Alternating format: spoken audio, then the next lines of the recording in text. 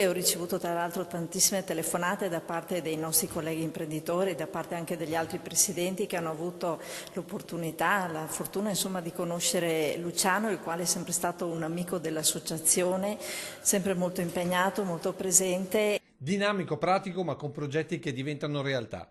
Luciano Miotto, sandonatese, con il cuore trevigiano, per tutti è così, sia nella sua azienda di Cessalto che nel suo impegno associativo. Ingegnere elettrotecnico, sviluppa l'Imesa, l'azienda di famiglia, oggi leader nel settore delle lavanderie industriali.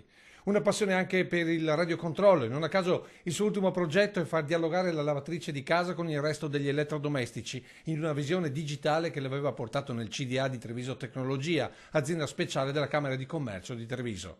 Impegno professionale ma anche passione sociale, con la vicepresidenza di Un'Industria Treviso, la presidenza nel settore metalmeccanico.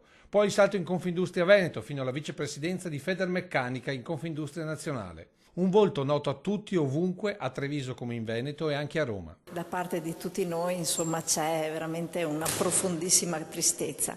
Siamo vicini alla famiglia, siamo vicini all'impresa e adesso è un po' il momento di aspettare, il momento del silenzio. Un silenzio carico di ricordi per la Presidente piovesana, con una frase particolare diventata un vero e proprio motto.